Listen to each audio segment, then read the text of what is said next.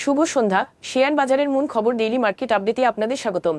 DSEX টানা তৃতীয় দিনে পতনের মুখে। আজ এটি 65.10 পয়েন্ট বা 1.18% হারিয়ে 5,473 পয়েন্টে দাঁড়িয়েছে। বাজারের লেনদেনের পরিমাণ দাঁড়িয়েছে 950 কোটি টাকায়, যা আগের কার্যদিবসের তুলনায় 19.31% কম। ব্যাংকিং খাতে ব্র্যাক ব্যাংক, শিল্প খাতের ওয়ালটন হাইটেক এবং টেলিযোগাযোগ খাতের রবি আজিয়েটা মূলত বাজারকে পতনের মুখে ফেলেছে। খাতভিত্তিক আয়ের ক্ষেত্রে আজ প্রায় সব খাতই লোকসানে ছিল।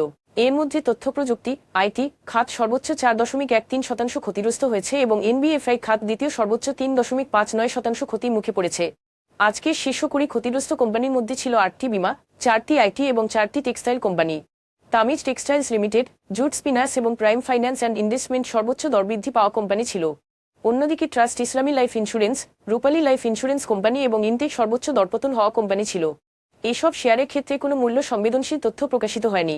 Tamijuddin textile mills, jute spinners এবং বিবিএস কেবলসের লেনদেনের পরিমাণ গত 3 মাসের গড় লেনদেনের তুলনায় আজ উল্লেখযোগ্যভাবে বেড়েছে। তবে এই অস্বাভাবিক লেনদেন বৃদ্ধির পেছনে কোনো কারণ জানা যায়নি। আজকের শীর্ষ দুটি সংবাদ জাতীয় রাজস্ব বোর্ড এনবিআর আংশিক রপ্তানিকারকদের জন্য ব্যাংক গ্যারান্টির বিপরীতে অস্থায়ী ডিউটি ফ্রি বন্ড সুবিধা চালুর প্রস্তুতি নিচ্ছে। পাশাপাশি বন্ড সেবাগুলোকে সম্পূর্ণ স্বয়ংক্রিয় করার পরিকল্পনা নেওয়া হয়েছে, যার মাধ্যমে ধাপে ধাপে ম্যানুয়াল প্রক্রিয়া পুরোপুরি বন্ধ হবে।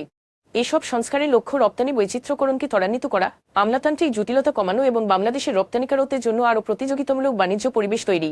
অন্যদিকে বাংলাদেশ ব্যাংক গতকাল একদিনে 17টি ব্যাংক থেকে রেকর্ড 265 মিলিয়ন মার্কিন ডলার ক্রয় করেছে, যার ফলে চলতি অর্থবছরে মোট ডলার ক্রয়ের পরিমাণ দাঁড়িয়েছে প্রায় 1.34 বিলিয়ন ডলার।